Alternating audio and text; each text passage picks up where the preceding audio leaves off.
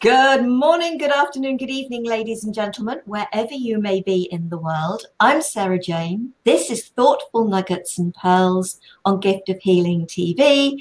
And as you can see, I am delighted to be welcomed by to be joined. Oh dear. I haven't been drinking honest because I don't. To be joined by Jackie, my sister. Jackie, welcome and thank you for joining us again. Thank you for inviting me again. Always. We haven't fallen out enough yet.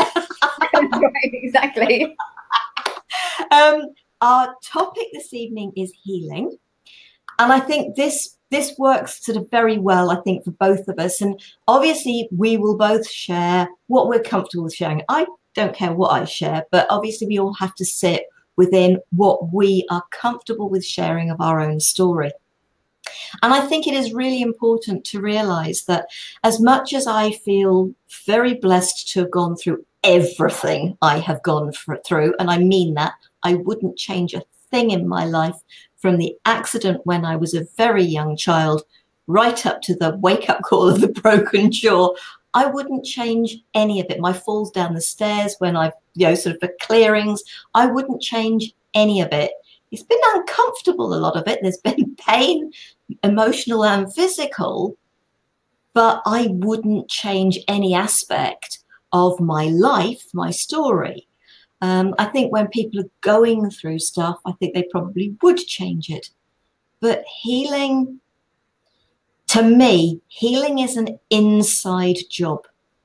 We can receive help to support us, but the only person who can heal you is you. You are the one in control of whether it happens or whether it doesn't. And I'm going to check that one over to you, Jackie. I agree. I mean, I think healing is an inside job, and I think I'm very much of the same persuasion as you in the fact of there's nothing that I would change from my history, from all the different bits and pieces, because actually the person that I'm becoming now, and I say becoming because I think it's a constant growth.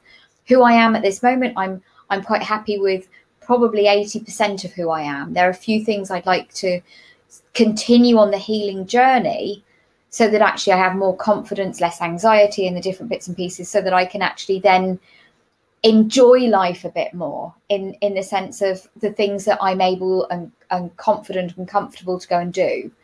Because I think I've talked in the past about the fact that actually I'm quite insular in that sense. People might see me out or might see me on a stage talking or something like that and have the thought that I'm this very, very confident person. I'm not. And part of that is because there's still healing to do. That it's this journey and it's step by step, and you can't do it all overnight. You can recognize where healing might need to take place. But actually it doesn't happen overnight, and you can have amazing people that help you, and things can suddenly make lots of sense and you can see the logic in it, but your body and your mind doesn't quite catch up with that logic and that sense and everything else. It's a process, because whatever it is, in my mind, is in you at a cellular level, and you need to be able to dislodge that and get that out, and the majority of it's based on emotions. Absolutely. And a lot of our physical issues are all that as well. Yeah. And I suppose where I come from with the work I've done on myself, and that's why I now support people the way I do. But people have to be ready for what I do. But the understanding I've come to, and we didn't actually talk much about this before the program for a change, because I think I wanted to lead the conversation to be right here and fresh in the program. But I went to a psychotherapist for a while. It was for only 10 months. And then I moved away from that town anyway. But I remember her saying to me, you've achieved in 10 months what most people can't achieve in 2 years. Because I was already in, I get the feeling, a place of understanding, but I wanted more understanding. It was, why have I done what I've done? That was great. The adult me Yeah. started to get an understanding. The understanding I then came to is what was needed for me. And I think what helps so many people is when we, that is me, myself, can connect to my inner child. You, yourself, whoever you are, can connect to your inner child. The only one who can heal your inner child is you. Yeah. And when I connected to my inner child and helped my inner child feel more comfortable, more relaxed, and it doesn't take words. To me, it doesn't take words. It takes you being there with them, giving them that hug, that cuddle, that comfort, that support they didn't feel they got at the time of whatever the situation was. And I can help people to do that. That is what I have done for me. That is what I've done for my young Jane, for my young Sarah, for the whole of me. And it's layers of the onion. And this is where I think the onion is appropriate in so many ways. Not only is there layers to it, but when you cut those layers, they can make you cry. And crying is one of the best things you can sometimes do for letting those energies, those feelings out. Oh, definitely. I agree with you totally. And you know, in some of the past programs and everything else, we've had that thing where certain words and certain bits and pieces have triggered me, and I've come back. And what's very interesting, so Sarah's just said to you that she went through her period of having the psychotherapy. That's right. Yeah, it's all right. I always get my words muddled and bits and pieces. Yeah, so psycho, not physio. At the moment, yeah, I know, that's right. At the moment, part of the reason I've not been here with Sarah on Wednesdays is because actually I've now started, I don't know what they would call it. I just the most amazing therapist, and it's talking and everything else, because I think I've said that I've had some really quite difficult stuff in my past, which has definitely left the emotional scars and different bits and pieces. So whereas I'm quite logical and I can help other people, and in fact I absolutely okay, I can help other people. No, I can facilitate them helping themselves. I think that's the right thing. Asking questions and different bits and pieces. So just now Sarah said about her inner child. I have always, for as long as I can say, struggled with the terminology inner child, because I didn't want to find mine, because mine was so stuck in the hurt from certain things from childhood that the thought of somebody telling me that I needed to make friends with my inner child when I knew just how much my inner child was hurting was just, like, to me, blooming ridiculous. And every time somebody said it, and especially because Sarah uses that language all the time, I'd be like, oh, that grates. Oh. So I think the reason that I'm repeating that or saying that is because for you, you may find that you have a pulling away when you hear that terminology or some of the other terminology. In that, if you have that feeling of pulling away, usually there is something there that is creating a slight trigger and a rub and a bit of discomfort. And if you're getting that rub and that bit of discomfort, there may, not definitely, but there may be something that you want to, at the stage when you're ready, just delve a little bit deeper. What is it, and the different bits and pieces? And I said to Susie, who's the amazing lady that I'm seeing, I said I didn't know that I remembered so much from some of these things that had happened. I did not know those memories were inside me. I had no idea. But I've spent the last 6 weeks feeling pretty sick all the time, every day, while stuff is just coming out and clearing from my body, whatever it is, the cellular level. But healing's very personal, and it affects different people in different ways. Yeah. So the beauty of Sarah and I talking is the fact that we've both had different experiences with it. There's no right or wrong for anybody.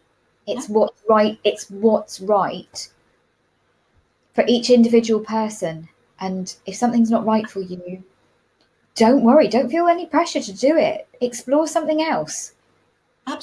And it is taking it one step at a time. There's a little saying here: how can we heal if we don't listen to our wounds? So if you wish to use the word wound, hurt, pain, anger, whatever it is, instead of inner child, but to me, when you're feeling those feelings, they are coming from that younger aspect that is right there inside of you. That to me is your cellular memory level.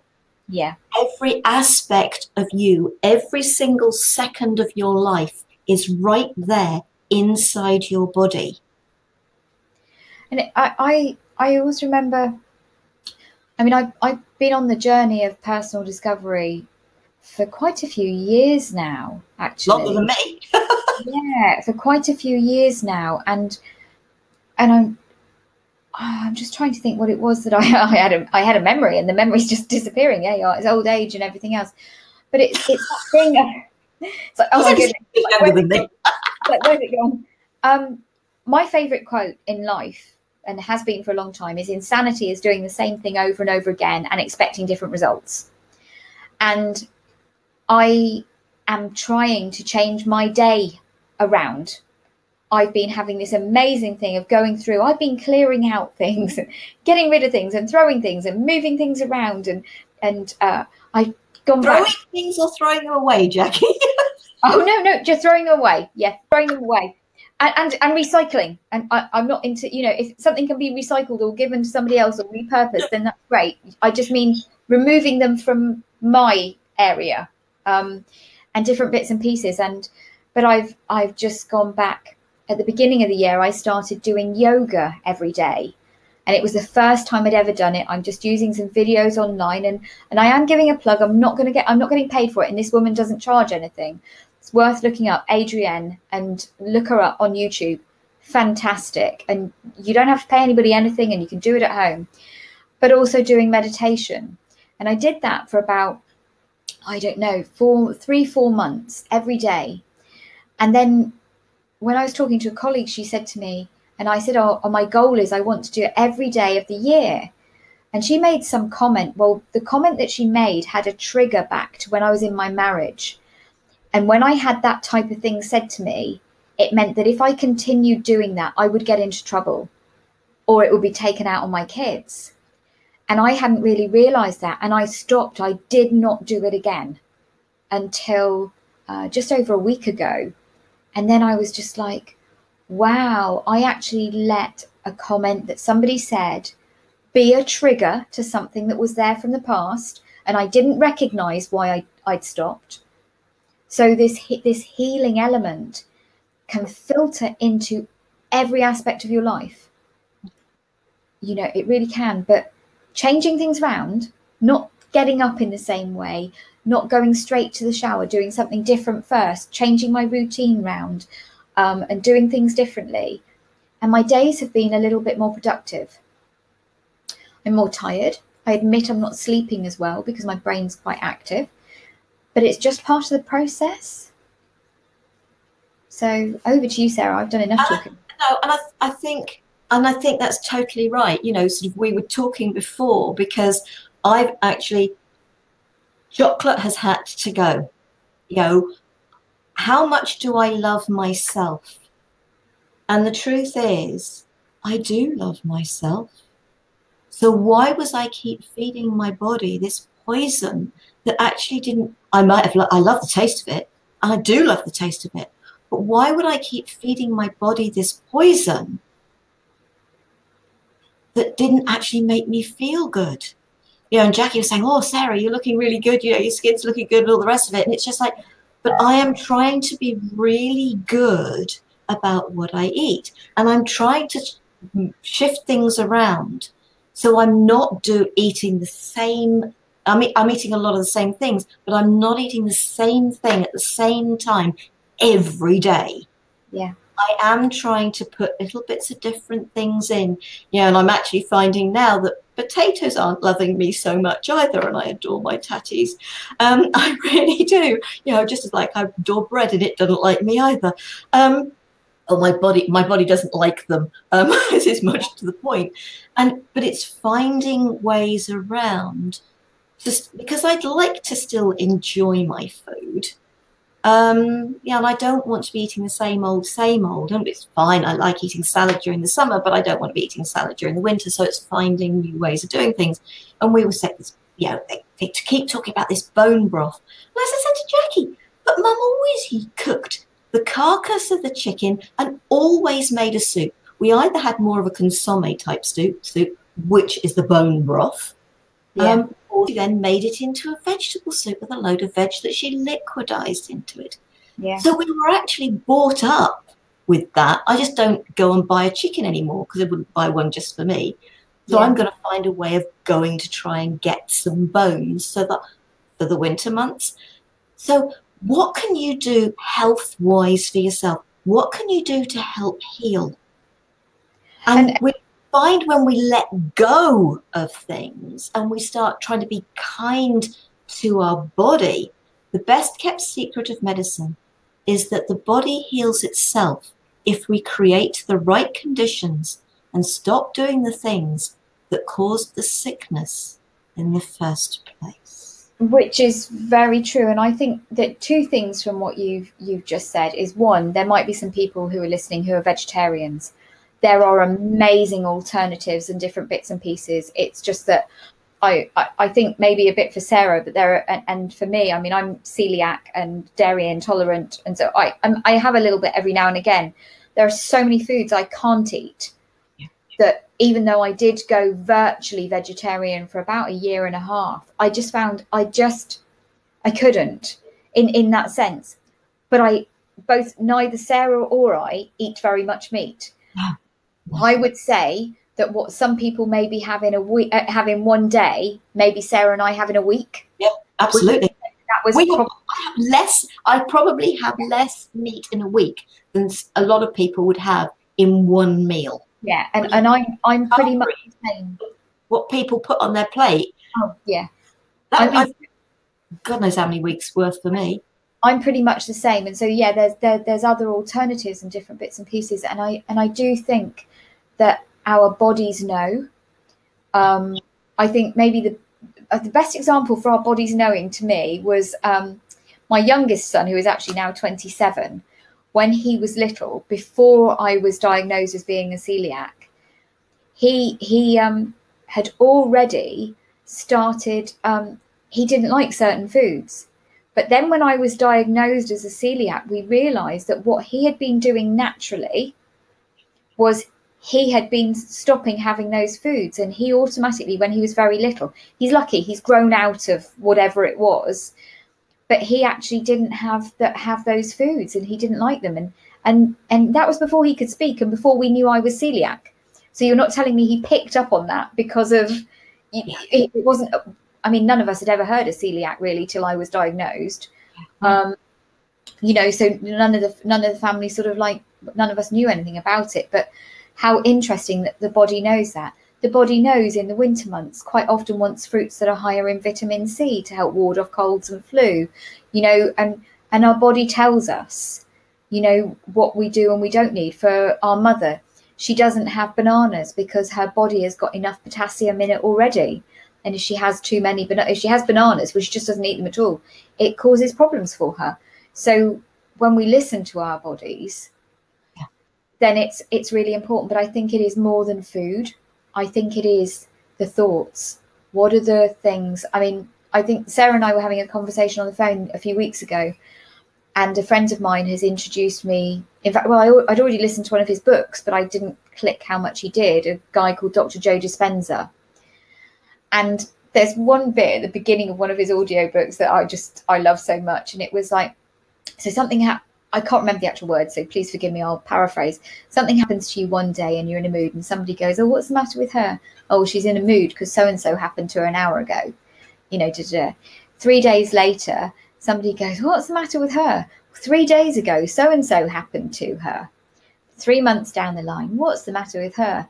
Oh, it's just who she is, because such and such happened to her 3 months ago. And she's just like, and it's a year, and before you know it, it's 3 months later, it's, it's 3 years later, and it's 6 years later. And it could be that you had an argument with somebody and you've not forgiven them.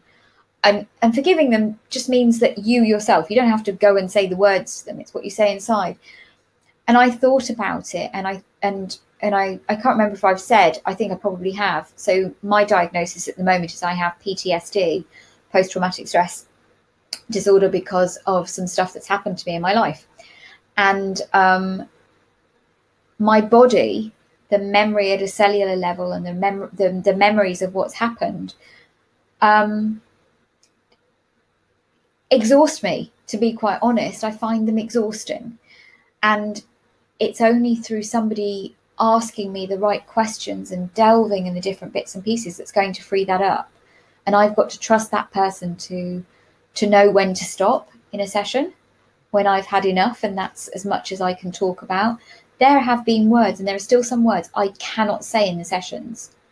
There was some the other day, and I brought it up, and they came out of my mouth, and there was a wall at the side of me here, and I was in like this bucket chair, and literally I suddenly dissolved into floods of tears that I have no idea. I'm not a crier, or haven't been for a long time. I had no idea, and I was just trying to get into the wall virtually, because I was so embarrassed that I was crying in front of this lady. And I was just like, I'm so, I don't know where it came from, sort of thing. But when I left that evening, I'd had to pull myself together to be able to leave. I haven't been able to cry since. And I'd swear that the reason I feel sick is because I need to cry some more. Yeah. I pulled myself together because I was going to be going out and walking to my car. Yeah, absolutely. When I have clients that cry, I love it. There's me with a great big grin on my face, because I am so pleased for them. Really? and it's just like, here's the box of tissues. I'm going to leave you to, and you just let those tears out. Yeah. And it's not about saying anything. Yeah. It is about giving them permission to cry. And I think, so maybe that's the joy of being able to come to somebody like me, because usually I haven't got anything so tight on top. Yeah. That I can give the people the time, and it's, please don't stop, carry on. Yeah. Yeah. Don't be embarrassed. I am delighted for you. And it's not a strange way of being when you understand the healing power of the tears. But the truth is, as much as there is a thing here I've got that says hugs are healing, not when somebody has one of these clearings. You have to leave them to cry it out. It is essential to not stop it. And going up to them and wrapping your arms around them to give them a hug will actually stop the flow rather than continuing the flow, because they feel as you felt, not because she hugged you, but because time was running out. That's right. And it was, time was running out. And I was so aware of it. I could see the clock, and I was just like, oh my goodness. And I can honestly say, I had no idea that those tears were inside me. Yeah. I had no idea. I had no idea that when the words came out of my mouth, that they would be like a key had turned and a floodgate was opened. It came from nowhere. And I think healing, and I know this one is about healing, and some people might think healing is going to the doctor and getting your antibiotics or having your chemotherapy or whatever it is. I am a true believer of there is so much that we can actually do when we listen to our bodies and we let our bodies do it. But there are also charlatans out there. Yeah. who will try and get you to do something. And I think it's about that trust. I mean, Sarah's very good. She does her dowsing and things like that, and she's absolutely excellent at it. Me, I don't have enough trust in myself if I hold the crystal there and everything else, that I'm not accidentally moving it with my finger or something like that. You know, it's just not a skill or a tool that I've ever learnt to use. But I do try and listen to how I'm feeling, and I'm more, because I think earlier in the year I did a 12-week course thing as well, which was really interesting, and I'm trying to remember what it was called, and it was almost like a fantastic precursor towards doing this. And it was one of the brilliant things was about gifting yourself every day, giving yourself a gift of something. It doesn't have to cost you anything. It could be 5 minutes meditation, it could be a relaxing bath, it could be sit and read a book, it could be take yourself for a walk, whatever it is. It doesn't have to cost anything, but do something that makes you feel good and that isn't for everybody else. And how many of us have been taught to take care of everybody else first? Yeah. And yourself last. And so it's a really interesting concept to actually do something for yourself each day. But that's healing as well. And actually right at the very beginning of Gift of Healing TV, I had a group of us on, and we did about finding the right thing for you. So there was a panel discussion on, and it will be under the panel discussions. I do suggest, because there's no point in repeating it here, but we all have to find the right thing with the right person. You might find the right thing, but it might be the wrong person. You might find the right person, but it needs to be something else that they do. Yeah. So, I do a number of different things. For ex-people, receiving the Indian head massage is exactly what they need. There's bits of Reiki in it, and every now and again they may have something else with me, because suddenly they come in and say, actually, Sarah, this week or this month can we have? Great, that's fine. So people come to me for ear candling. They enjoy the bits of Reiki they get with that as well, if they've chosen it. But it's finding what works. But there is a priority in that, to me, there's an essential in that. Find the right person with the right techniques. Because I've heard people say, I've talked to people at fairs and events and things, have you ever tried a massage before? Yeah. Did you enjoy it? No, I hated it. Yeah. Why? Because it hurts so much. And I said, it's just the wrong practitioner. You need to find somebody. Because, somebody gives me a deep in there. I hate it. It hurts so much. They tend to be very tight. As much as I try to do my best not for them to be. Yeah. Because I am actually a relatively relaxed person. I just have very tight muscles.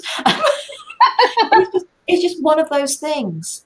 It is fine. It is finding. Don't rule out a technique because one person, the wrong person. Yeah, exactly. And I think have the courage to say if somebody's the wrong person for you. At the end of the day, not everybody is going to be right, and trust your gut. And if you're feeling like this person, it doesn't feel right, or if you're almost dreading going, that sort of tells you that's not the right person for you. Absolutely. Absolutely. And we need to be drawing this again. Believe in yourself. You have the power to heal and manifest anything and everything. Doreen Virtue. Yeah. It is. And I'm sure the majority of people have heard of Doreen Virtue. Yeah, I mean, it is. It's about having that faith in yourself. And I think you have everything you need within you to be able to go on that journey of whatever that healing is. And peel back the layers of the onion, but do it at a pace that's right for you. Don't try and push it, just gently. The only suggestion I would make is go to your heart, folks. Listen to your heart. Try not listening to your head. Your head is where fear sits. Your heart is where your life and being able to live your life to the fullest sits. Yeah. That's as far as I am concerned. And I think there are a lot of people, I may not have phrased it in a way that you're understanding, but your heart is really, love is the greatest healer. And when you can find within you the love for you that you give to everybody else, and you are entitled to that. You are entitled to the love you give to everybody else from yourself. And I do mean that, because when you truly love yourself, so much is possible in your life. You got a finishing? No, just as difficult as the journey may be at some points, enjoy the journey.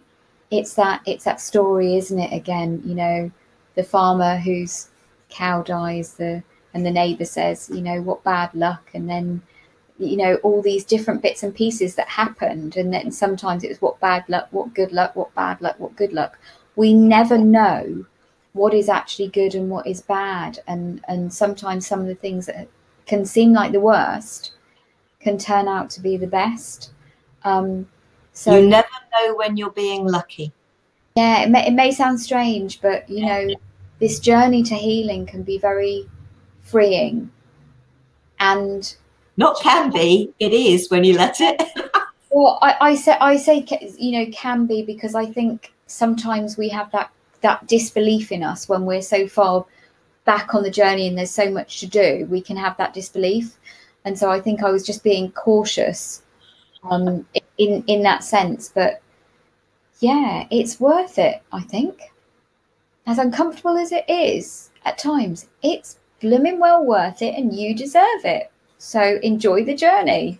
Absolutely. And when I've had clients coming to me for the main thing that I love to do, which is the sound, the inner child, the healing, help supporting them. I can't heal them.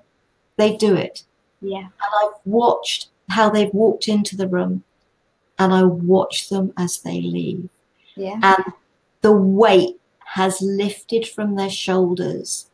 There is a relaxation, there is a glow, there is an absolute difference when you connect with the people that can truly help you. They really can make that much difference in your life. They really can. So I hope that you will, when you are ready, when it is the time for you, you will seek whoever it is. Yeah. Go. We've Gift of Healing TV. We have shared a lot of information about different practices and techniques out there. Enjoy those videos. They're on the website, on the catch-up pages. There's meditations, there's exercises, both cognitive and physical exercises. Go and enjoy them. Find what works for you. And even if the practitioners who've shared about something don't necessarily resonate with you, find somebody locally to you that does. Yeah. That does it. I know some of them are very unique techniques. The people I've interviewed are the founders of that technique, like me with the vocal Reiki. But go with what feels comfortable and right. And it may only be for a single session or for a couple of sessions, and then you need to move on to something else. It's not a matter of, I found that I've got to keep going to that person, because keeping going to the same person could be the wrong thing for you. It can't, some people can only take you so far. Then it's a matter of moving to the next thing that can take the next levels. Think about it like this. If you're into gardening, you start off and you put the seed into the seed tray and you have lots of them in the little seed pots. If you weren't to move them into the next size up pot and then the next size up pot, they would get stuck where they are and the growth would stop. Yeah. Whereas if you repot them and put them in a new pot, so and having somebody new to help you, they grow and they thrive till they're ready to go to the next one and the next one and the next one, until they go out in the garden where they can absolutely flourish, as long as they're put somewhere in the right conditions. So it's just like gardening. Where that one from, I haven't got a clue, but anyway, let's just trust it makes a lot of sense. Hear it.